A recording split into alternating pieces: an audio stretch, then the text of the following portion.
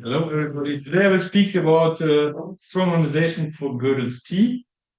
And actually, I speak about an old article of mine from 1998, which is even going back to my postdoc time. Well, there's some recent interest in this type of investigation. So William Sturton has published a recent paper on strong normalization for simply type lambda calculus using a corresponding ordinal interpretation of Jacob's natural numbers. And so I thought it a good idea to explain what I did in the past. And maybe one can mix both approaches together to get strong normalization for Gödel's T in the lambda formulation, following the spirit of famous Howard and Schütte. Now, Gödel's T goes back to Gödel, and he used his functional quotation to prove the consistency of fighting arithmetic using what he called an extension of the finite point of view. And assuming the compatibility of these functionals, he was proving the consistency of fighting arithmetic. Now, I will not go too much into the history. So what is Gödel's T? It's a typed system. So we have to know what are types. And basically, this is a sort of structure. We start with the ground type, 0, standing for the natural numbers, and then we build function types. So we can form the type 0, arrow 0, which is a set of functions from natural numbers to natural numbers. And then we can build more complex function spaces. And the idea is the type. And if sigma and tau are types, sigma L score or sigma theta station used in the input by Now, using these types, we form terms. These are just abstract terms, and they are denoting terms for doing primitive recursion in higher types. So we have certain constants.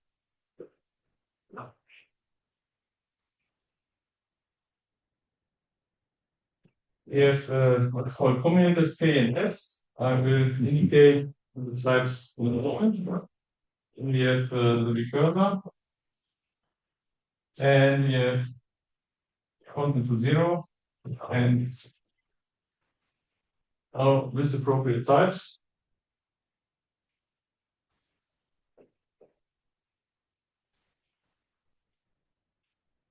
Which I will explain in a minute.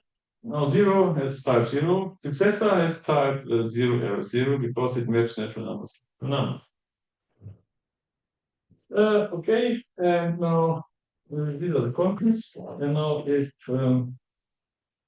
A's term is type sequential, and E is type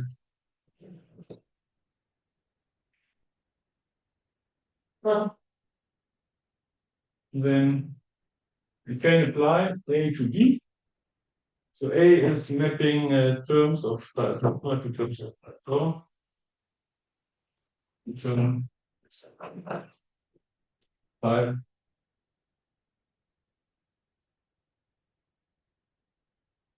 And then comes an abbreviation.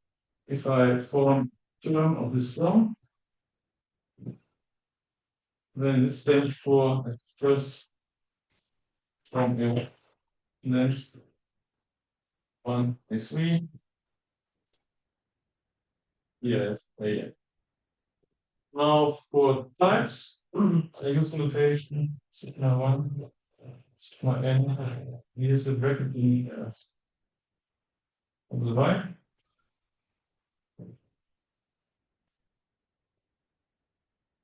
Okay, now it's not too clear what this formula S stands for, what's the recursion screen, but I prepared some rules for this. So we define notion of reduction. So the binary relation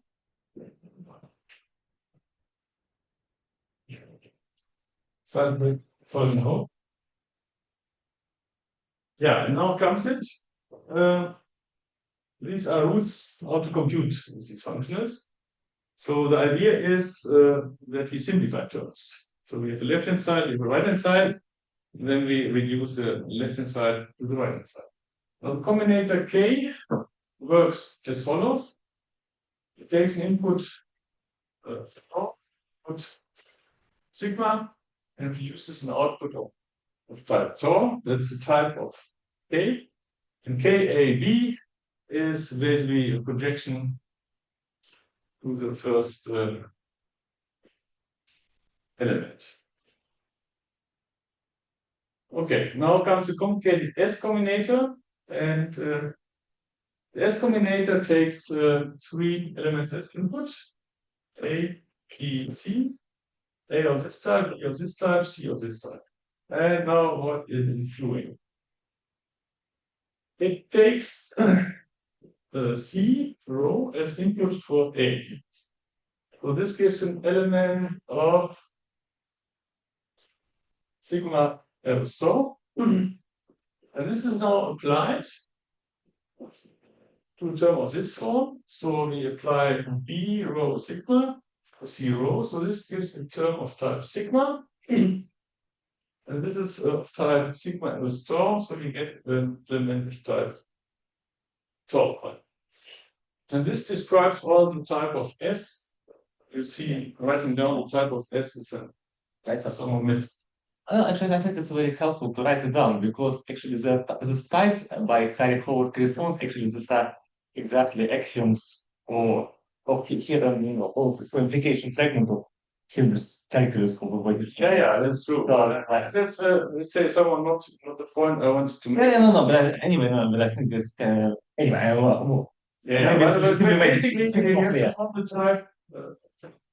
type of this term, and arrow type of this term, and getting finally a type.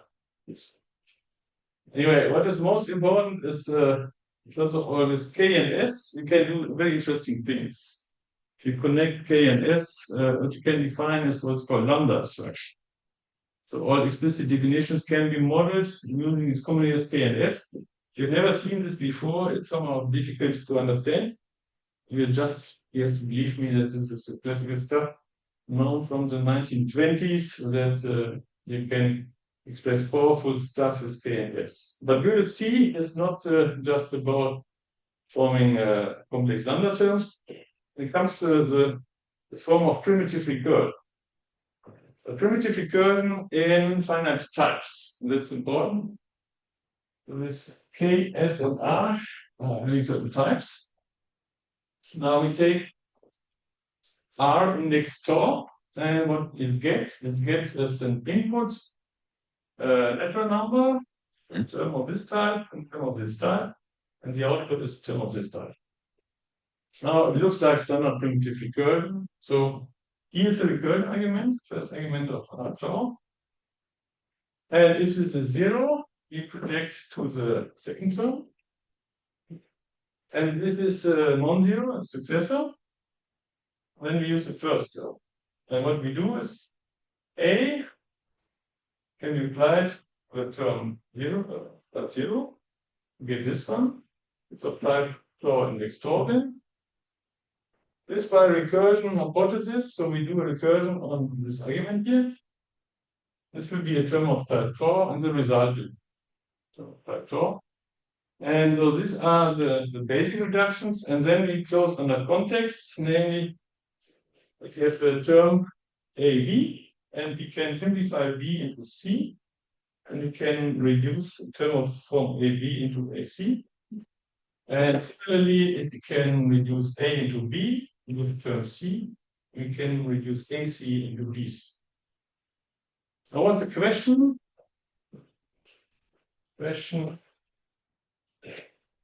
Sure. that this is relevant. And this is just the topic of our talk. We can show that every reduction reduces to a normal form. And if you have a term of type 0, the normal form will be numeral. I will not prove that normal forms are numerals. I will only care about termination. And termination is difficult. So, Andreas, yeah. do you remember what was the original formulation of system T by Gödel? Was it using combinators or was it using lambda? I think it was with lambda. Oh. But actually, I don't remember. So, well, I'm just concentrating on K and S because with lambda it's more messy. Right. So, but like actually, but you cannot use and reduce the result because we first know how to simulate lambda with KNS, and then we first map terms with lambda abstraction to terms with KNS, and then of course any bit transition, bit reduction in terms of lambda abstraction simulated by some sequence of bit reductions yes. in terms of But the KNS. problem is you want to say if A reduced to B, then lambda x A reduced to lambda x B. So, If A reduces to B, you want to have that lambda x A reduces to lambda x B. yes. And this is not so perfect. So is it? No, but I think usual kind of connection between combinator presentation also. Also, yes, obviously, kind of the usual connection between embedding of lambda calculus in the combinator logic is that basically you can simulate bit reduction. Yes, you can. I mean, maybe I kind of missing. Yeah. There's some minor things which just so there's not a really so there's not nice bijections say. So there are certain reductions in lambda terms which are present but which you cannot simulate as good with K and S. Anyway, these are fine points, and for today I just work with this one. Now we want to prove that this is well-founded. And for this, we'll do an order interpretation. So the idea is define function I term integer numbers such that A to the A is bigger than B. That's great, right? So if you use this one, then you have termination. Now you will have problems in defining this interpretation because it is known that this is specifying crudely total functions of arithmetic, so you have to pay a price. You cannot define I just by simple primitive recursion. Now a small digression. So for defining I need a collapsing function. And to define a collapsing function, I first look at orders. And fork are below epsilon 0. We define a norm function, norm of 0, in the norm of omega plus 1 plus omega to the power n. The standard normal form is n plus the norm of omega 1 plus the norm of y. Well, we just sort of a length function for honest, and near a lemma. If you have the natural sum, I write this way, alpha and beta, normal alpha, that's the normal alpha plus the normal. If you have the normal sum, here is less than equal to. Because beta could beta some part of life. Now what can we say about the norm of the natural product?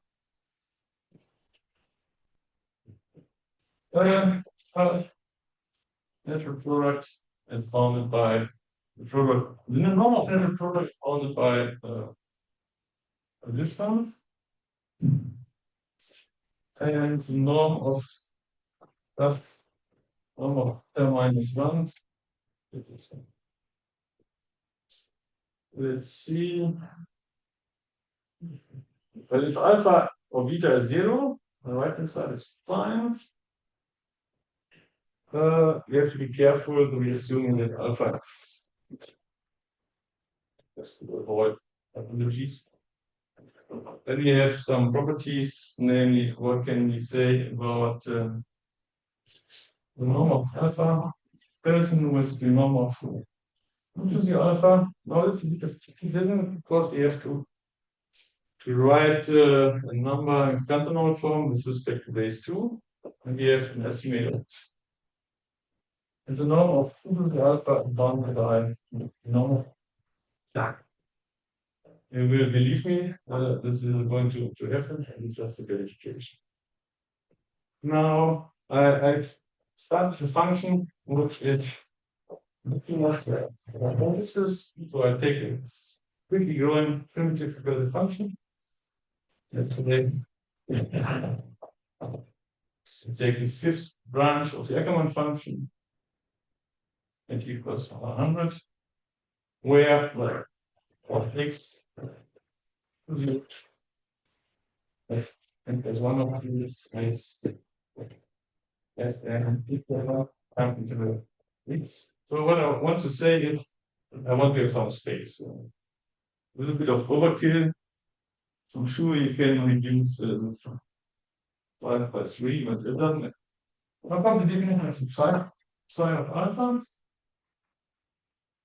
It's the maximum taken over 0 union, and then come to beta, where beta is smaller than alpha, and the norm of beta divided by pi of alpha.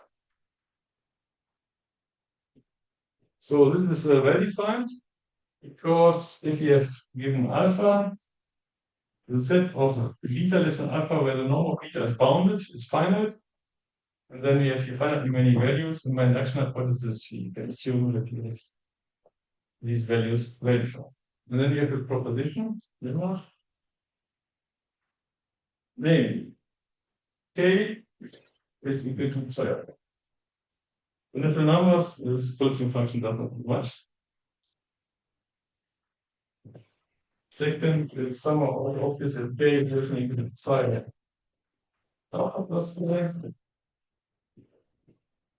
The norm of alpha is definitely equal to psi alpha. Or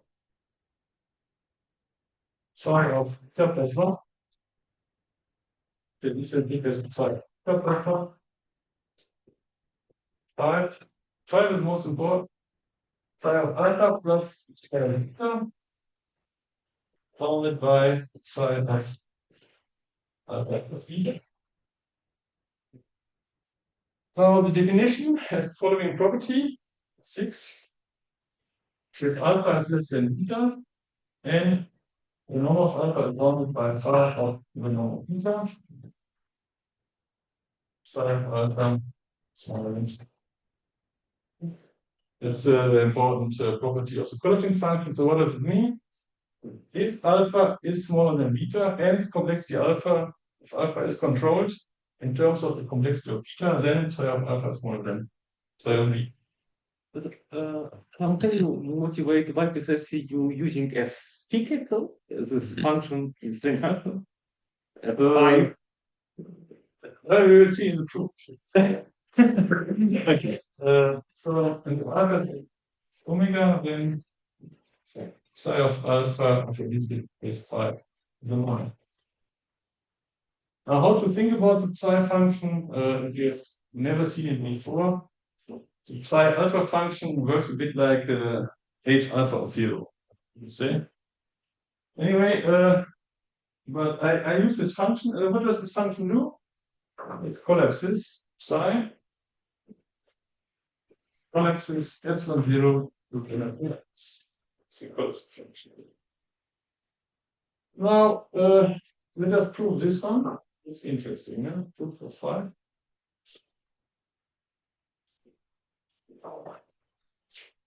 How can we do this? Well, if beta is 0, psi of 0 is 0, that's fine.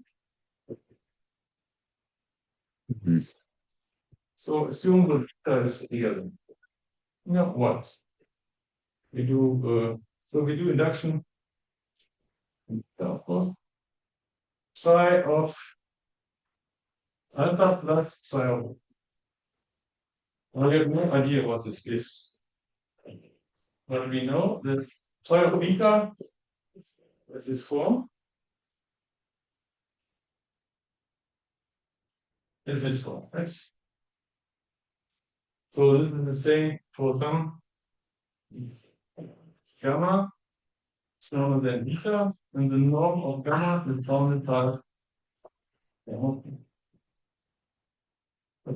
psi alpha plus 1 plus of gamma. So my induction hypothesis is bounded by psi of alpha plus 1 plus gamma. Now I have to show that this is bounded by psi of alpha plus b. Now 1 plus gamma is less than equal to beta. Plus gamma is already. So if this is equal, we are fine. And otherwise, alpha plus 1 plus gamma is smaller than alpha plus beta. And then we apply this property, namely, the complexity of this term is bounded by complexity of alpha and complexity of gamma. Now I have here some space with the phi function. And I have to bound in phi of the norm of both terms. So it works by itself. That's great. Okay, not too bad. Now comes the So, what size we call in this psi? So because I think usually, so for the idea of psi usually you either say that it's either phi. Yeah, Or it's like a stabilizing collapsing function, but this is, I guess, I don't know, this is stabilize. no. I think it's more like you. But the analogy is that, in my view, for the theta function is more like the f function, and the psi function is more like the height function. Okay. The psi function also has this property. This one. Okay. Anyway, now comes the definition of the level.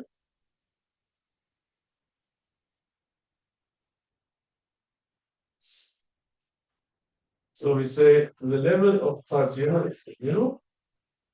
And the level of strong type is the maximum taken over the level of sigma plus 1 and the level of k. Okay. And now we define this function. This function I with this problem. Now, that's very difficult to motivate. So what I will do is I will sort of first some general sketch explain how to do this. So where we have to look for? We have to look for the following situation. So that's a critical case.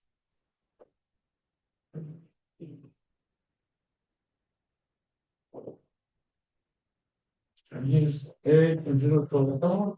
What happened? Of A 0 for power. So what is going to happen? So number assigned to this one must be bigger than number assigned to this. Now, in which sense is this one bigger than this one? Here is the successor of Tau. Here is Tau. Tau plus 1 is bigger than T plus 1 is bigger than T. That's fine. Now, what's the problem? The problem is on the right hand side, we have this double occurrence of A, and there's only one occurrence of A. So in assigning stuff, we have to make this one bigger than this one.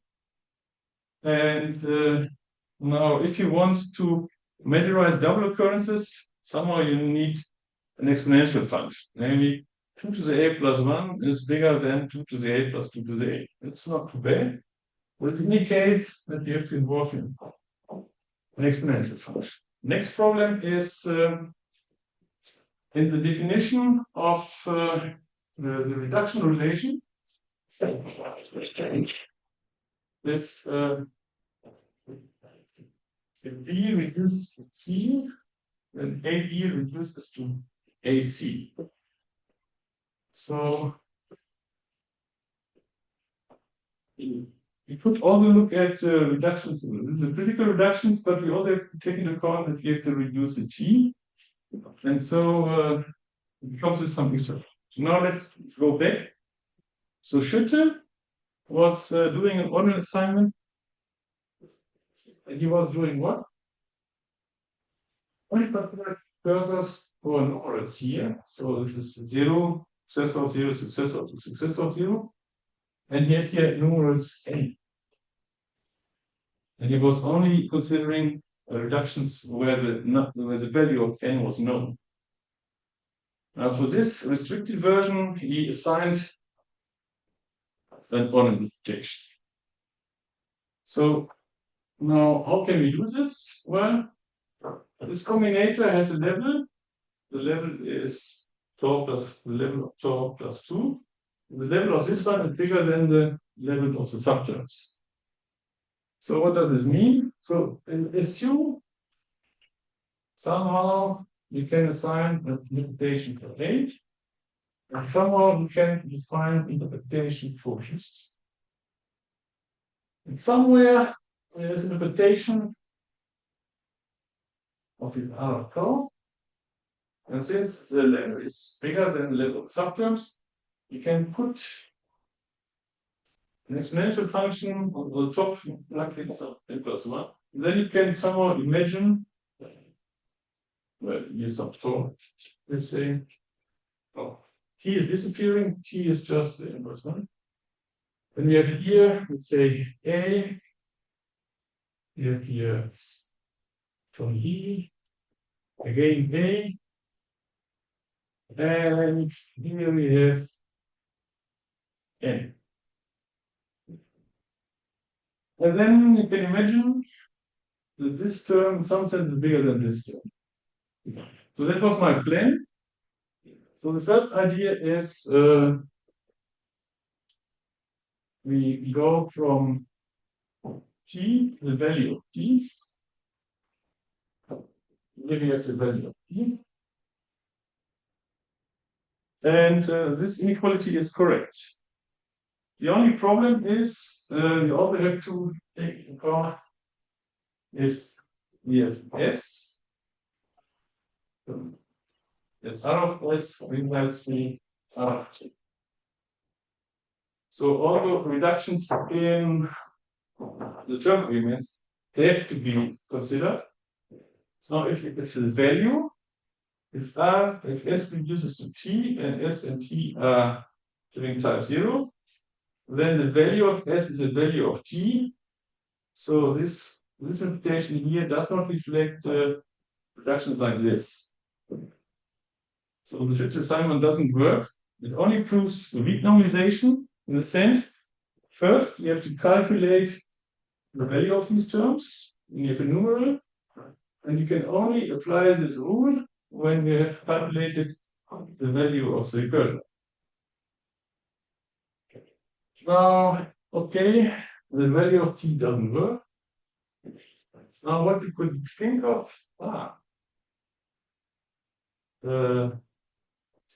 S reduced to t, then the longest possible reduction starting from S is bigger than the longest reduction starting from t.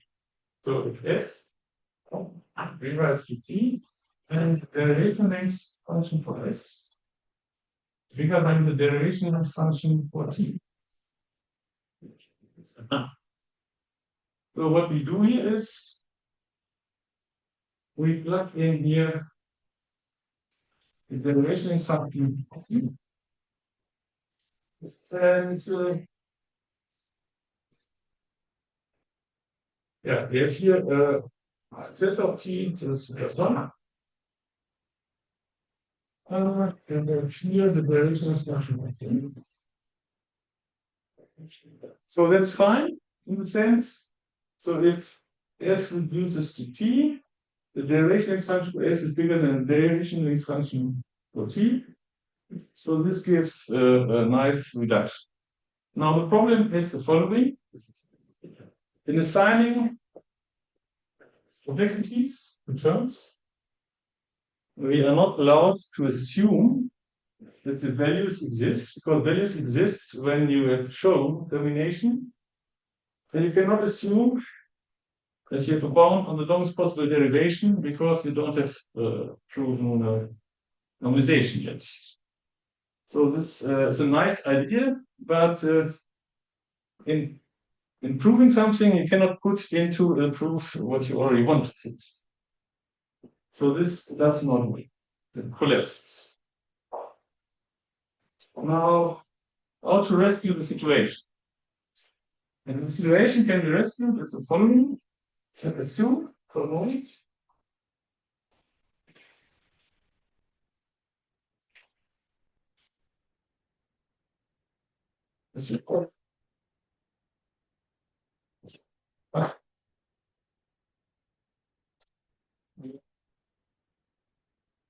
A reduces to B, then notation of A is here.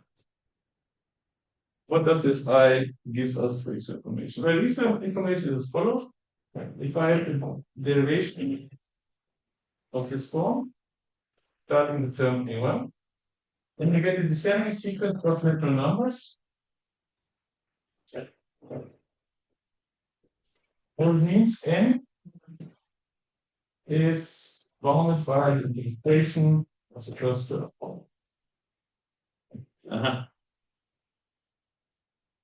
Okay, so what we can do is we plug in here the interpretation of T. And now the problem is we don't have it. So it's sort of impredict. We want to define something, and in the definition, we need something which we want to define. So this doesn't work. Now comes the trick. The trick is as follows. You study here these rules. And what you see here is basically assume that you can assign ordinals for left-hand side and right-hand sides. Well, the number theory complexity of the right-hand side, all the terms showing up on the right-hand sides are always showing up on the left-hand side. So here's the complexity of A, complexity of C, complexity of B, again, complexity of C. They're all showing up here. Okay, so that's a trick. So the idea is we want to use number 6 here. Assume that you can assign complexity measures which fulfills this property. Okay, so the idea.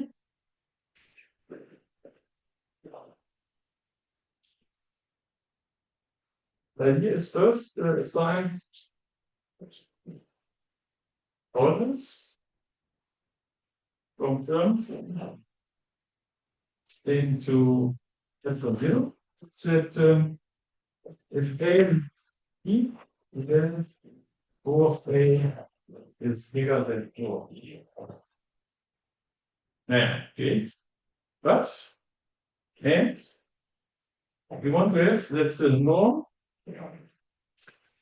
of O of B is bounded by the norm of O of A. But now I want to have some space to build in here with the phi function. If you can achieve this, then we can apply this lemma. So then it follows that psi of O of A is then phi of O of B. So that's the idea. The idea is if you have O, you can define I of A as sum of O of A. Aha. Now this is good visual thinking. And the question is, where does this O of A come from? And it comes out of the blue. So the solution is we take this approach and then come up with a definition.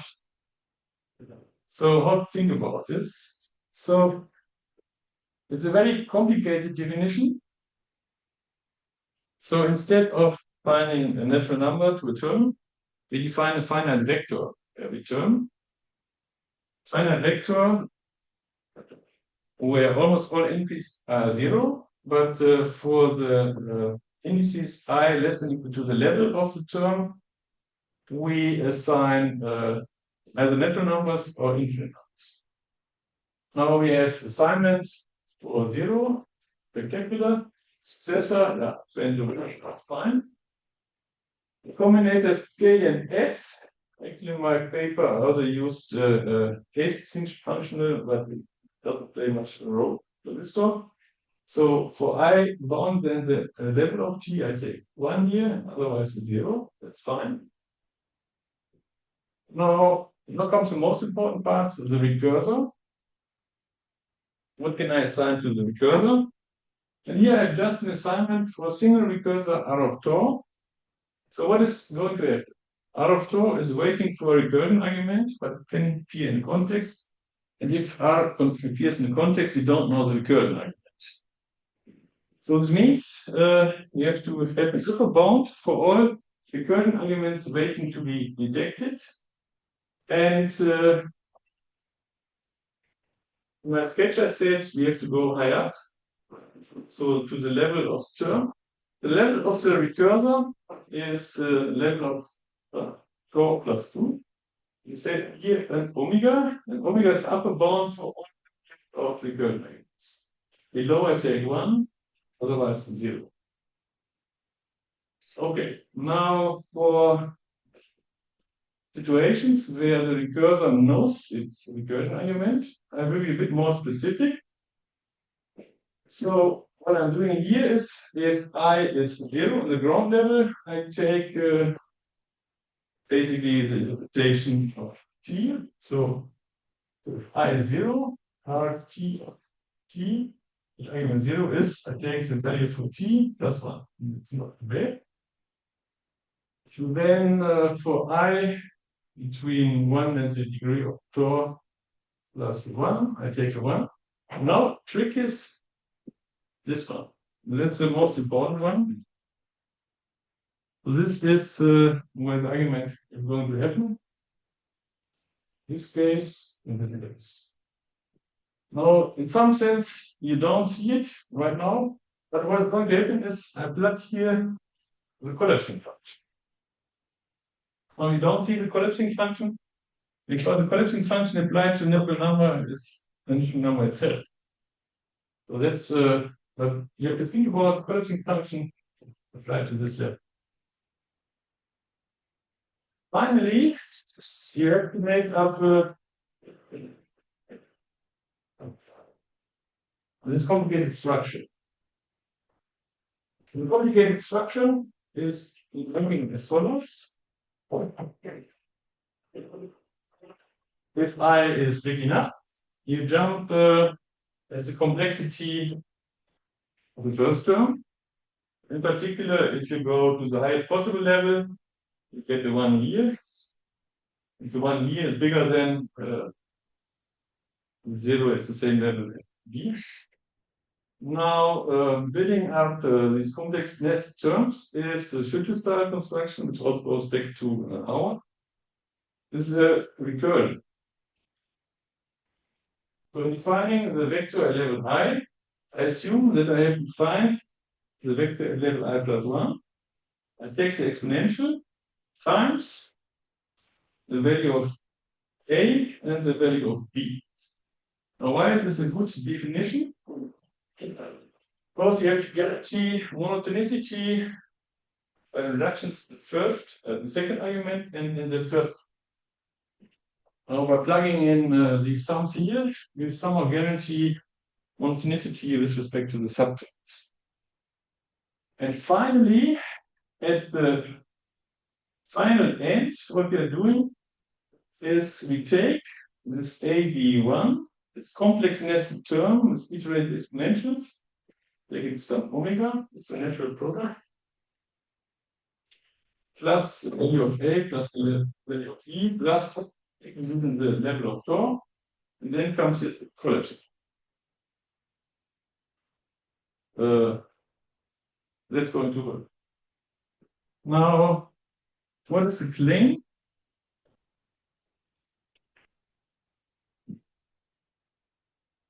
Here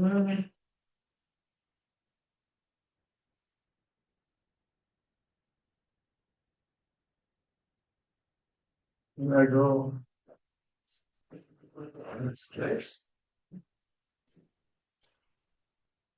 So I define vector A smaller than vector B, meaning this is this means A at level 0 smaller than B at 0, and all I is the level of tau. We have a tau I.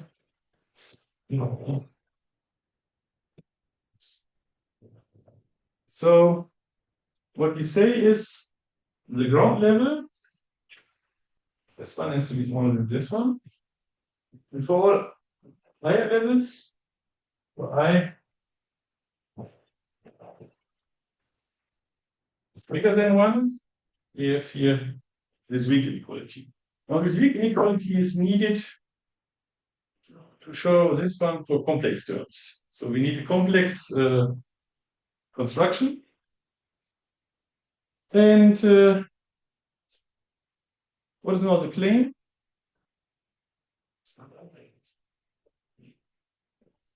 If A reduces to B, then vector assigned to A is bigger than vector assigned to B. And it implies finite numbers involved here. So we can define the interpretation of A as A index 0. This proves the termination.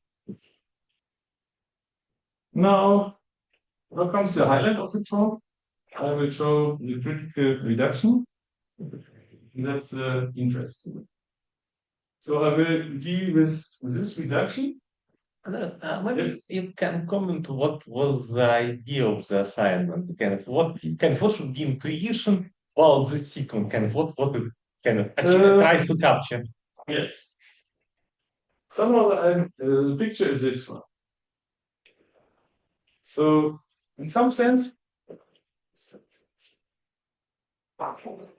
you have to show that the left-hand sides here become bigger than right-hand sides here.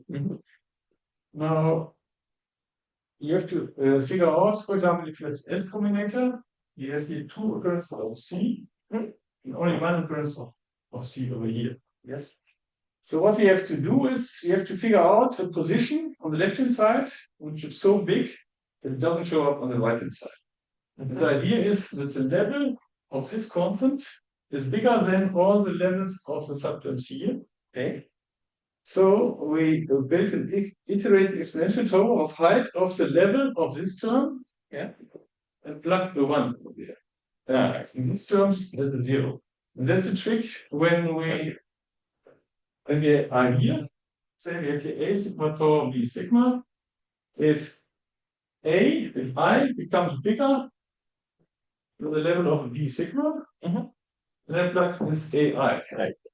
Oh, yeah. And this AI is somehow the largest possible exponent, which serves for making the left-hand side bigger than the right-hand side. But if you really want to study it in detail, you have to go into the Schütte. But what I want to show today is why is this vector then this one. And that's somehow informative. It's a sort of so in this proof you will learn basically why this listening to here to work. And there are two things.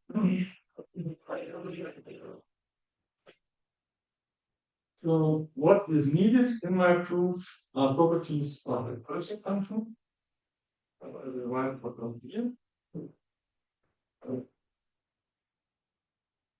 And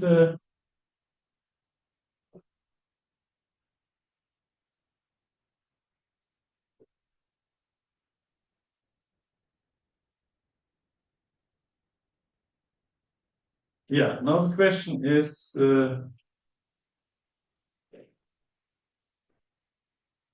how much details I should give. But all the details are somewhat interesting.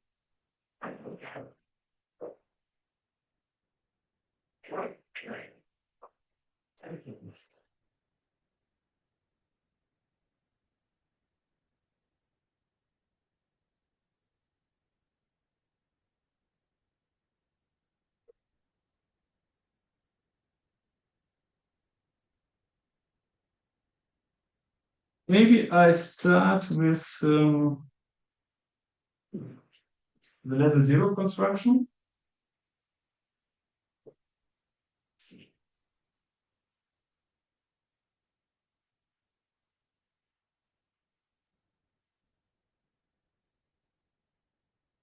And then as far as that, I will go to the higher indices.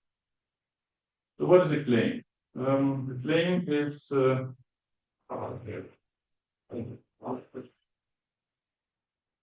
this one. Assuming that I have the other results for the higher levels. Now, for the higher levels, I have a bit more information.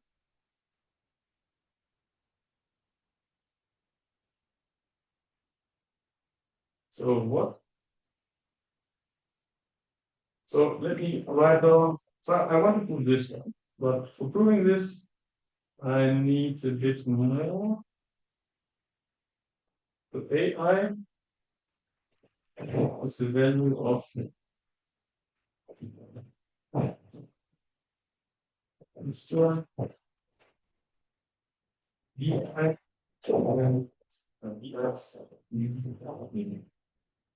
what is it? Ah, yeah. If AI, then I have CI, value of and if you don't,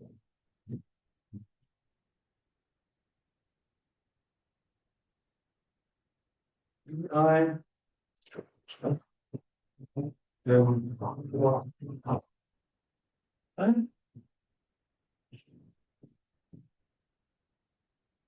and then I have the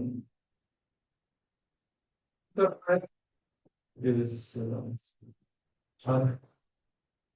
0, A, 0, T,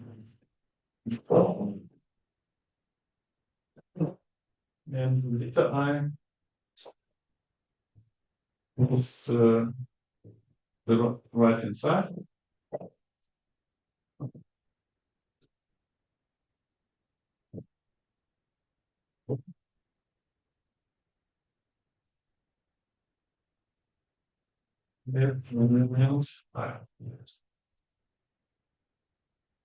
And what else do I have? Liter I.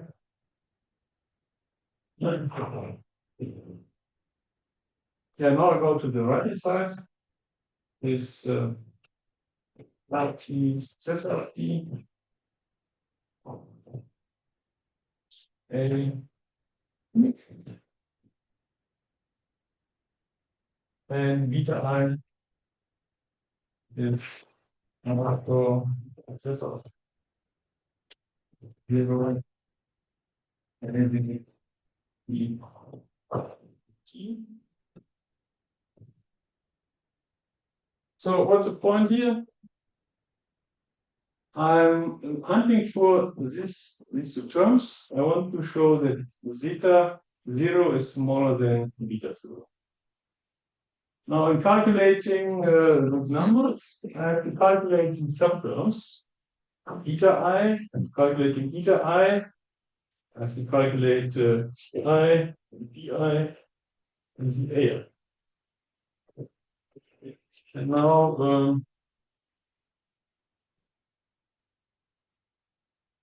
the claim is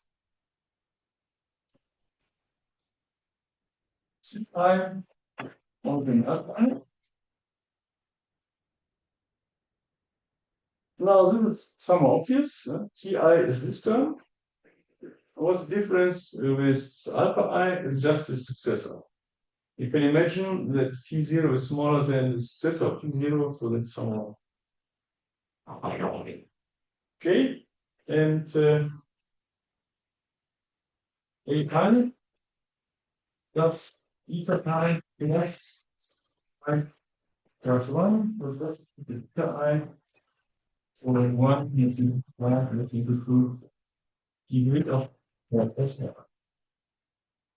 So this has to be proved by induction on I. So induction on the link of 4 plus 1 is fine. And basically following Schütte's book. But so what is over here? So we want finally to show what the zeta I is less than equal to beta I. But this is not what we are going to show. We show that beta I is much bigger than this. Beta I bigger than this term plus smaller term plus smaller term. So this exponential construction in the recursor for beta I guarantees a much stronger protocol. This comes out of induction. Now we prove claim. So this maybe I'll do later, but I want to show that what zeta 0 is smaller than beta.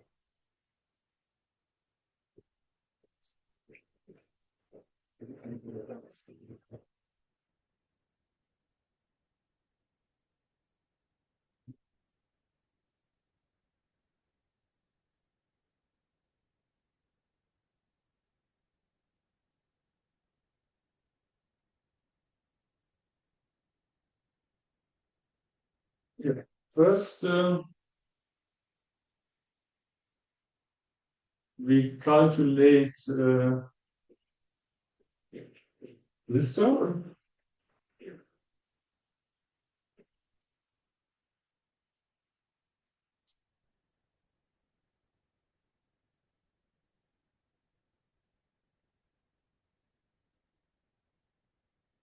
Let's see. Maybe I start straightforwardly with the. So we have T, successor of T, and we have and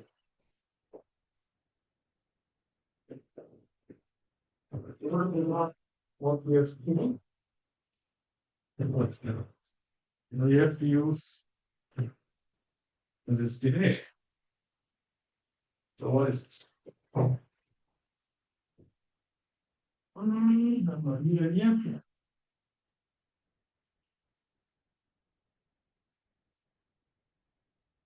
So it is what? Now you see we have to use this bracketing. So it's psi omega comes the same term with level 1.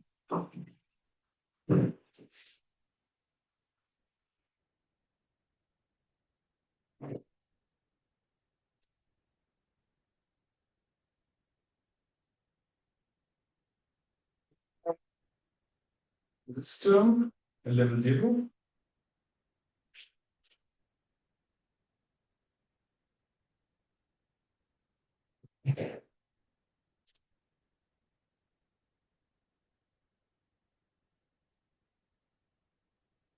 Plus, now comes this term, level 0. Plus the degree of.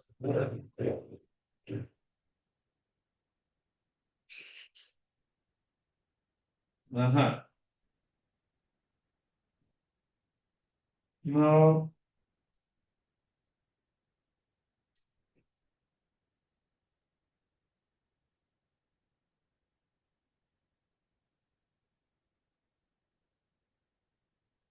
what?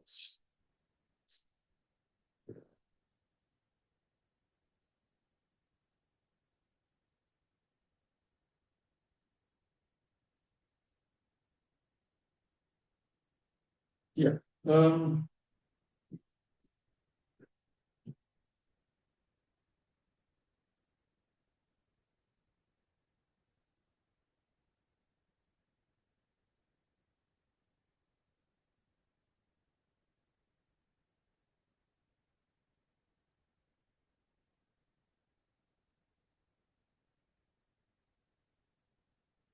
We use this equation.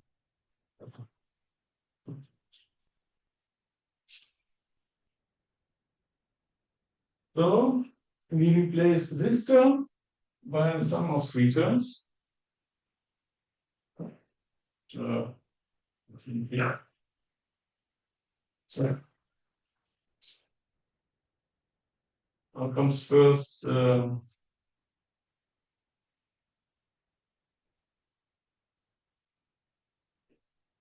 term A 0.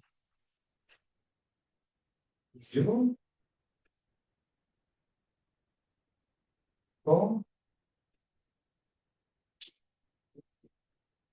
A 0 form.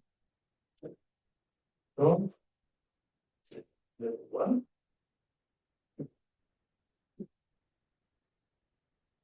This is beta 1 plus 4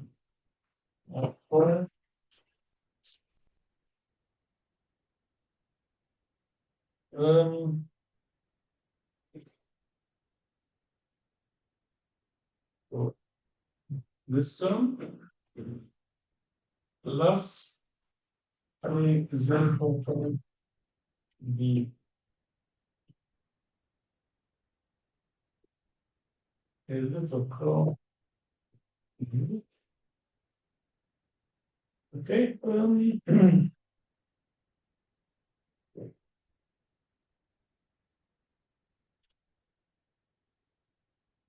So here is beta I is strictly bigger than these 3 numbers. And I plug in the 3 numbers over here. Now,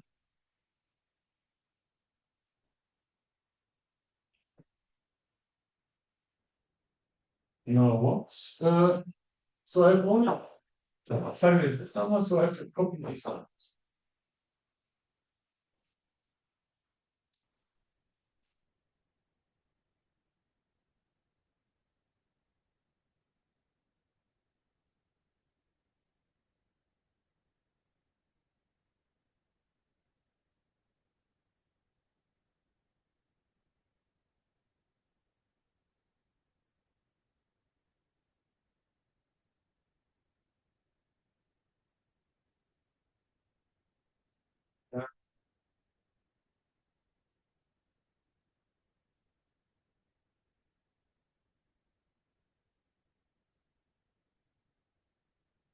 Can do is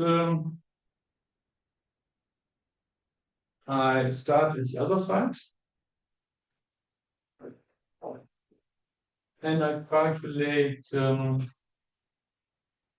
zeta 0 and compare zeta 0 with this two. I don't know much space. So I will continue with this one.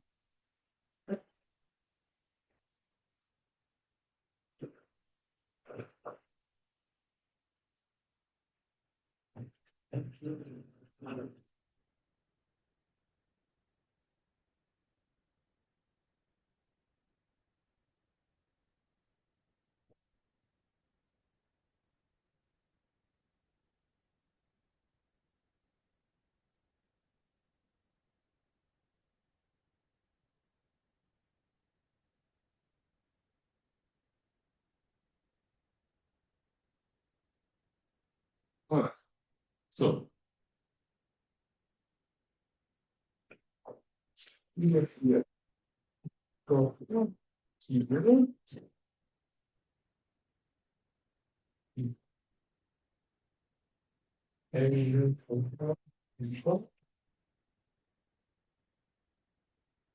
We have to show that this one here is smaller than this one. Now I calculate this term again using this definition. So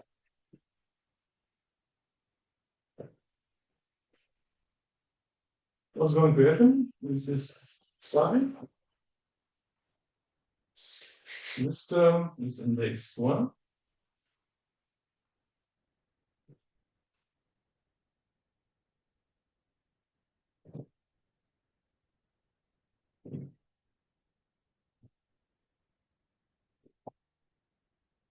Plus this term here at level 0.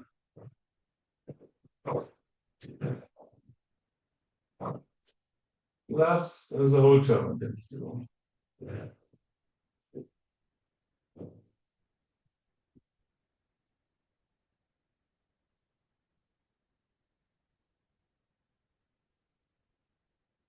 Okay.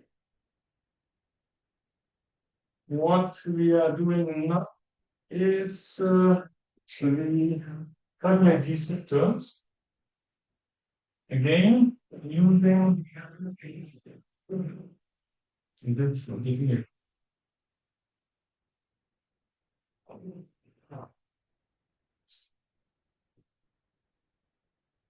Which gives time plus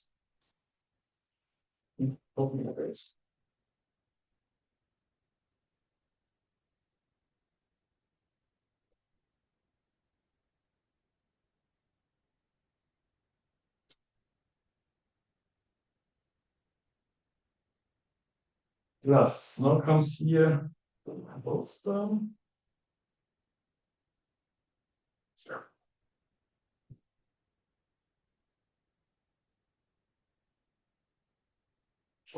Times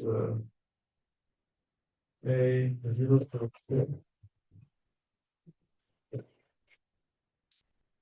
plus a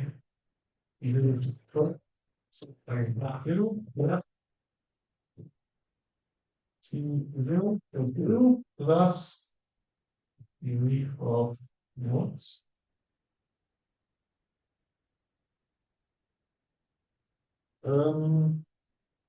Degree of 0 plus now we will use this term sine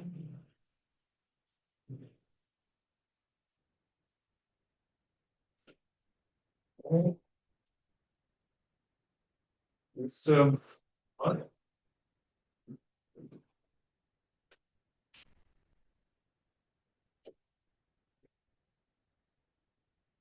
plus the subterms and then there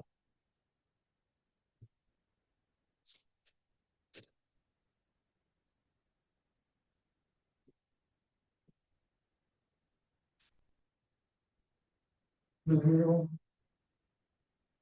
Just so.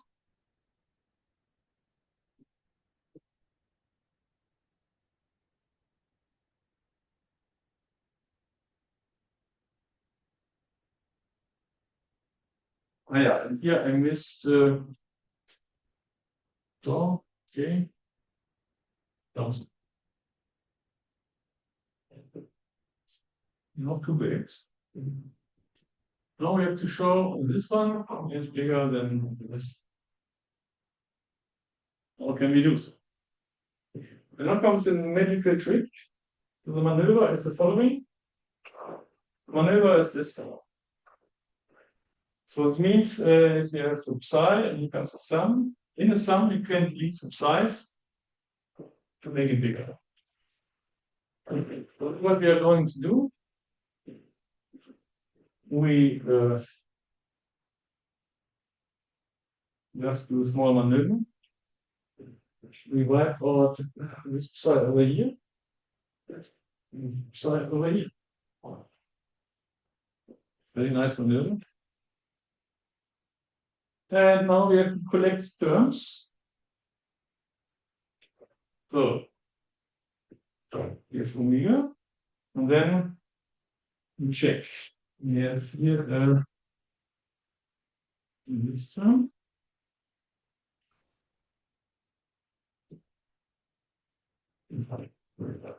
Which is less than this term. Great. Now comes the next term. It's one here.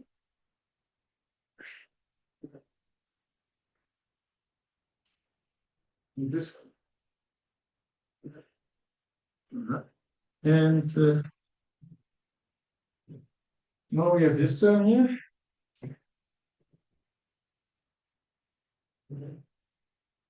Which is this term. So you see, it fits nicely together. And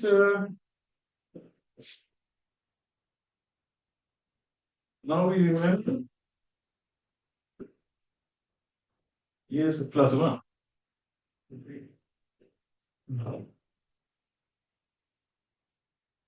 So with the plus one, I got string bigger, that's fine. Now this term here,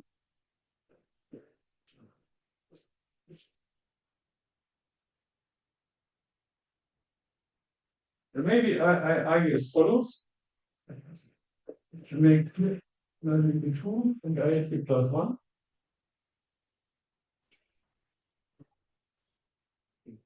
So what's going to happen? It's going to happen that red plus orange plus green is smaller than red plus orange plus green plus one. So we have the situation, we have on the side smaller than beta, and omega times psi is smaller than omega times beta. Ever k and n, we have this inequality. So what does this mean? But here's some finite stuff coming, and here's some finite stuff coming. But it doesn't matter. This one here is smaller than this one. So this one is bigger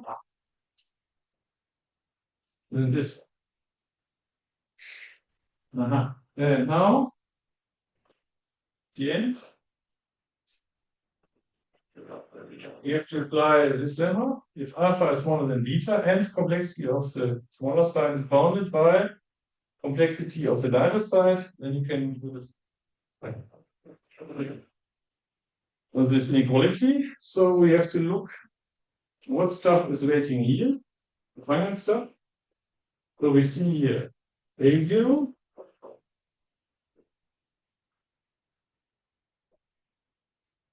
But A0 is singular, right?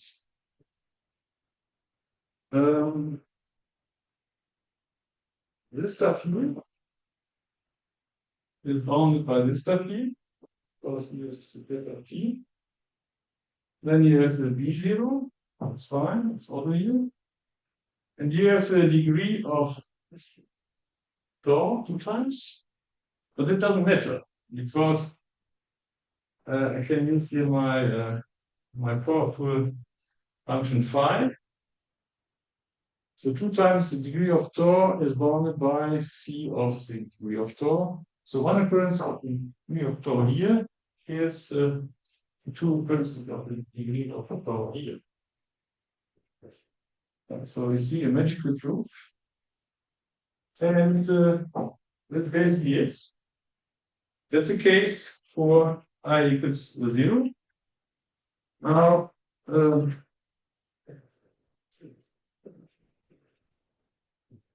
this is my magic. There's something more which is important, namely, you see here how a nested recursion is resolved into an unnested recursion. This guarantees that finally the on assignment gives the right computational power, so we get sharp bounds for the length of calculations. So what is left is this claim over here.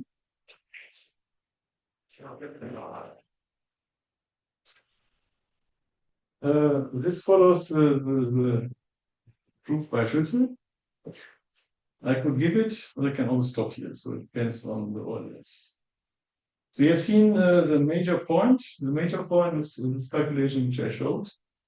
And it is just, when you want to remember the proof, is basically wiping out a psi calculation, which is by magic. So therefore, I like this proof very much. It's just very nice. And so now you can prove whatever you want, so to say. So you can prove normalization. So you prove that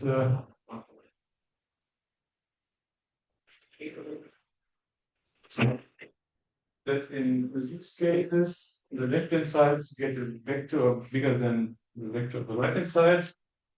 And with these corner rules, we can show that the vector domination is preserved on the application of terms from left and right hand side. So again, the ordinal assignment. Yes.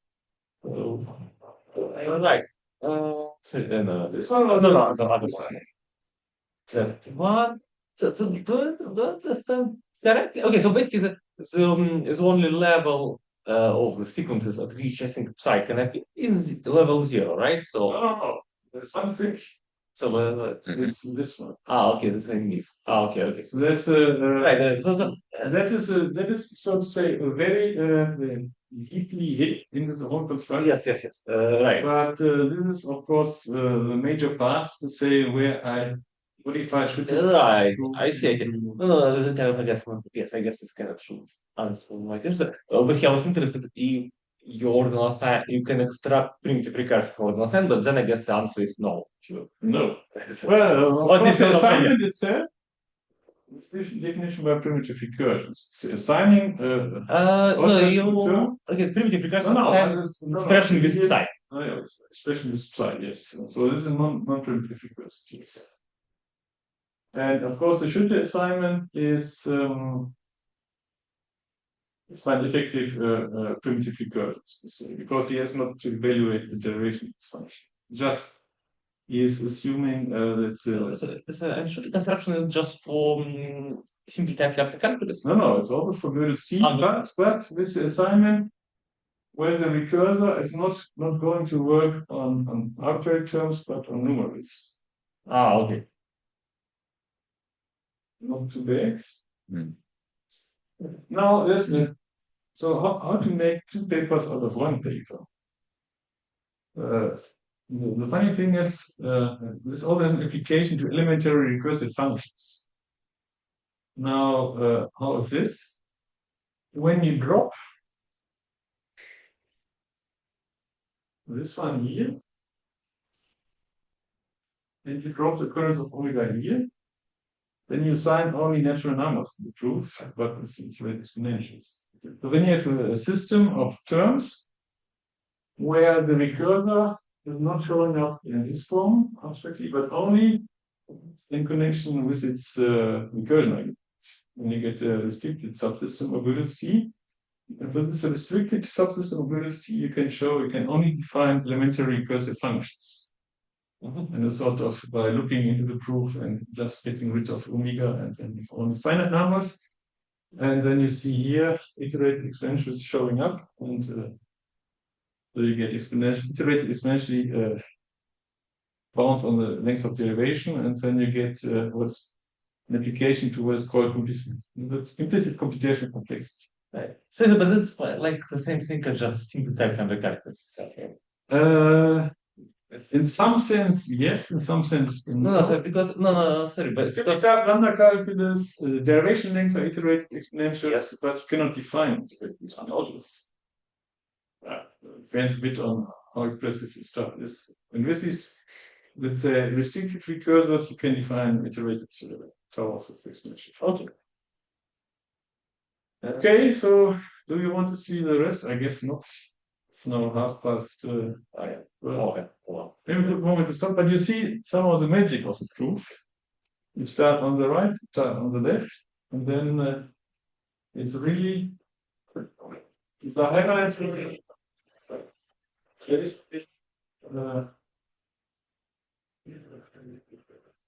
In this proof, where I use the colors, you compare the left-hand side with the right-hand side, and it's the G's disappearing multiplication of number 5 over E. And of course, what is important is number 6. If alpha is smaller than beta, and complexity of alpha is bounded by the complexity of beta, some function 5, then we have this. Now, why I did use this phi function? Because you have to calculate complexities. So if you have a term, let's say A, B, and you calculate the norm, something like this, or almost. Then you have to go into these exponential constructions, and you have to calculate the norms of the exponent whatsoever. And then you want to have some space to calculate with messy terms. But the fifth branch of the Ackermann function is good for killing all the iterative exponentials. So, okay, then let us stop here. Yeah, and so maybe more questions. Yeah. Yeah, cool. Yeah, no, okay, then I ask the question. Yes. So, do we know how to make actually primitive recursive ordinal assignment for system T? Or so how to make, say, a primitive recursive assignment of ordinals from the standard ordinal notation systems for epsilon 0 to verify the, say, at least weak normalization? Yeah, for weak normalization, you can use the Schütte assignment. Okay. The Schütte assignment is not using the psi function. It's just, right. Yeah. For weak normalization, you can first normalize arguments precursor. Yeah. For the Schütte assignment, here just numerals, and then Schütte use this term for level 0, not this term. Now, this term at level 0 is working, but the problem is that you are wasting one omega power on the one side. Because if you would use this term on at level 0, then would do the collecting afterwards, then you have an additional exponential function involved. And then you miss in the best complexity, so to say, for the fractals of arithmetic, you miss one omega power. And actually, first I did a normalization proof using this trick with the impredicative assignment of a collecting function. And then the referee was complaining that my ordinal bound was not sharp enough. And then in the second step, I introduced this assignment. So that is basically there are two major steps in the assignment. And also my assignment. Yes. So it's a new. Okay. And for strong normalization? So Well. So I mean, if you want to have normalization, one only needs this. No. My question was, if you want to actually assign a primitive, have this very explicit primitive recursive assignment of ordinals below epsilon 0 from the standard ordinal notation system. Yeah. To verify strong normalization. I don't know this because my proof, I need to assign. I guess that in your proof, no, but generally, In general, this might be possible. Yeah. So no, but like it's no, like I think No, it's not.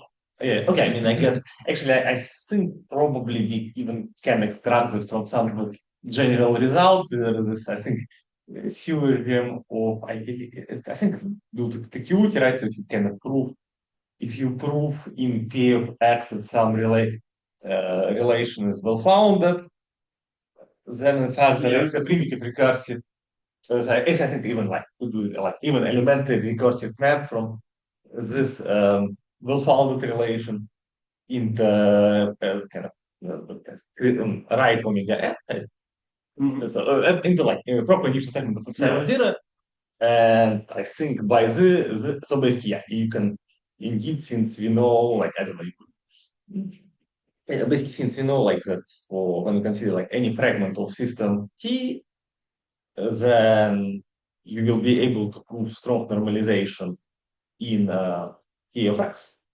Thus, you just from this fact, you will be able. So this is basically the scanning particular will found, of course. And this will entail this elementary recursive map. Yeah. But this is kind of, okay, I mean, like, we know that it does exist, right? Yeah. But we don't know national, we don't know like national. Now, there's something which is organized with this approach, namely, if you have a concrete term, you can give an immediate upper bound for the longest possible derivation from that term, because it's in brackets 0, it's an upper bound for the length of derivation. So this is rather concrete. And it also works if you have a term of type 1. And you want to consider the function n go to a of n. A of n. You can also get very explicit bounds on the value of a of n and also for the length of the derivation. So this assignment of a n 0 is also giving a nice bound. And so these concrete assignments give also extra information on if you want to calculate some values. Whether you really want to calculate values is a different question. But yeah, what's the question? So, wait, yeah. Okay. Questions online? No, I don't think so. Thanks anyway.